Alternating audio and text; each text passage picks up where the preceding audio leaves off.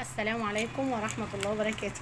النهاردة ان شاء الله يا اصحابي هنفتح معاكم الاوردر الثالث رقم 3.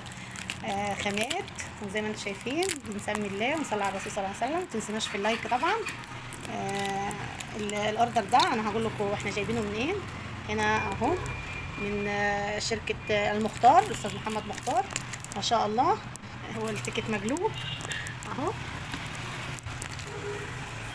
طبعا احنا لازم نعرفكم بنجيب الخامات بتاعتنا منين، عشان طبعا تشوفوا الخامات ونظافتها واسعارها الحلوه ان شاء الله اللي هتعجبكم. فان شاء الله نبتدي نسمي الله ونشوف. اهو كمان هحط لكم الارقام بتاعتهم والكارت في الاخر، في اخر الفيديو. يلا نسمي الله ونشوف ايه اللي معانا النهارده. بسم الله. حاجات حلوه. ده اول حاجه لولي مقاس 8. هنا ده كمان ده لولي، لا ده خرز بلاستيك اسود. ده الحلويات دي بقى هنوريكم هنعمل بها ايه. ده كريستال اسود زي ما انتم شايفين، عبود اسمه كريستال عبود ده عشان بيبقى حاجه نضيفه. وهنا بقى بسم الله ايه الحلويات دي بقى شايفين. شرايط الاستراس سلاسل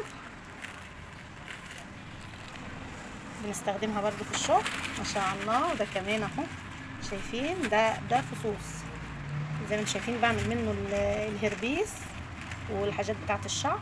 شايفين اهو، هو مش واضح حاجه بس هو فص مربع شايفينه اهو. هنا كمان كيس تاني. وهنا بقى ده لولي مقاس 10 اللي هو عليه الشغل الكتير ما شاء الله يعني اهو. هو اكتر حاجه طبعا بنستخدمها اللولي مقاس 10، فبنجيب طبعا منها كميه لان بشتغل بيها كتير. بسم الله ما شاء الله، اللهم صل وسلم وبارك على سيدنا محمد وعلى اله وصحبه وسلم. هنا ده بقى اللولي ده فتافيت السكر، خرز فتافيت السكر زي ما انتم شايفين كده اهو، او اسمه التوته يعني يتقال عليه فتافيت السكر والتوته. ما شاء الله الخامات كتير زي ما انتم شايفين. شكرا يا استاذ مختار. الحاجات زي ما انتم شايفين جميله خالص ما شاء الله. الخامات هنعمل شغل معاكم تحف. شكرا. لا ما شاء الله صراحه خامات جميله خالص. ان شاء الله هنعمل بقى شنط زي ما بوريكم في الفيديوهات، بس اهم حاجه ما تنسوناش في اللايك والتعليقات الحلوه الجميله. وادي الكارت بتاع استاذ مختار اهو.